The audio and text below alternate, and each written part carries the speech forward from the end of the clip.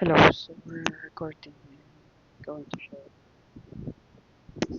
of the Teleplayer and my reaction because I already finished this show earlier, just today.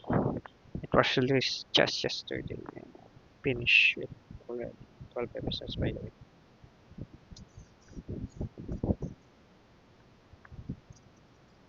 Okay, just the premise. The girl is our female protagonist. We have the male. Um, introduce him, but it's not this one, the guy. It's the Doctor for episode 1 to I think 3 they will have to show up. Let's skip this one.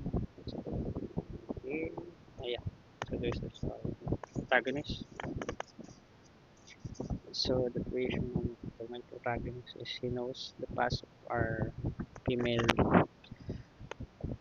protagonist. Male lead, female.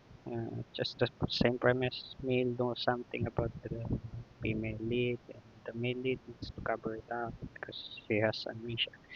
The stereotypical Korean show. The difference is this one is we skip a lot of stuff and we just go straight to the action of how she got the amnesia in the first place. So this is Sticky Love and they talk a lot about uh, this amnesia being taking a lot of time, but mostly it would take about 3 days to about 10 years. Sometimes it's permanent. So this sour. So they got into those. Okay.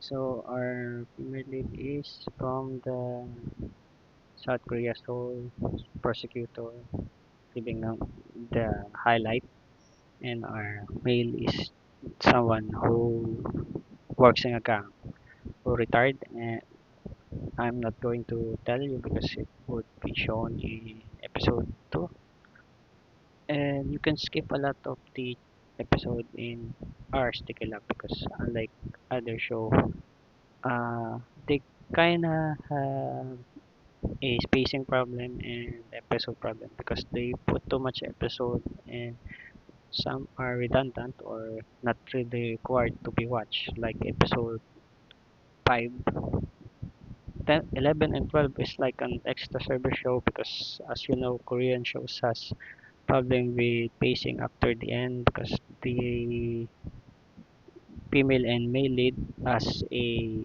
love episode or maybe a segment that only lasts about 15 to 10 minutes. But in the show, they got a lot of time. They get sweet a lot of times in episode 11 and 12. We also got an appearance from a cameo, but before that, 11 and 12 you can skip, and also episode 5. So those are the episodes you can skip. This is spoiler reactions. So honest review, you can skip 11 and 12. It's not mandatory, but it's a great show that didn't waste a lot of time because a lot of Korean show right now waste a lot of time making this convoluted storyline, making everything a lot of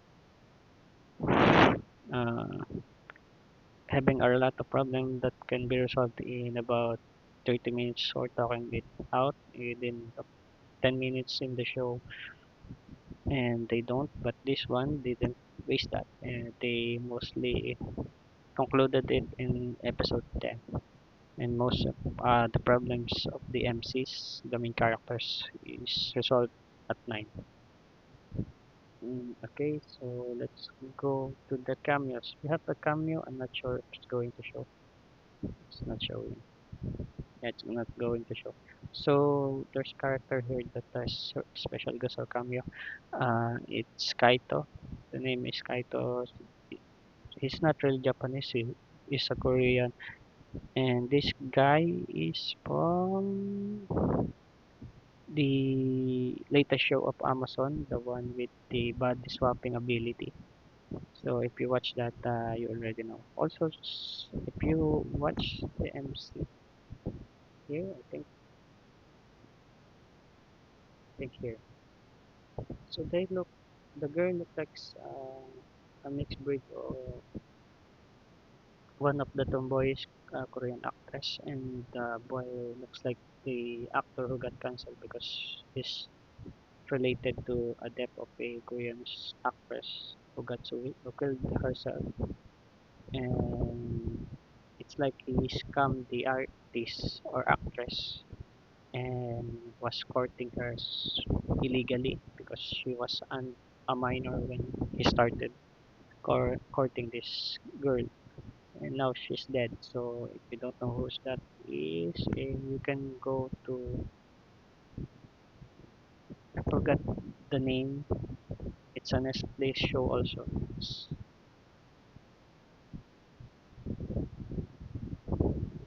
It's blood.